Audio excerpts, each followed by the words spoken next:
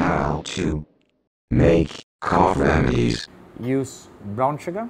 Take a little bit of brown sugar, say half teaspoon, and then crushed black pepper, half teaspoon. Mix it together and you put it in your mouth and you salivate them very slowly.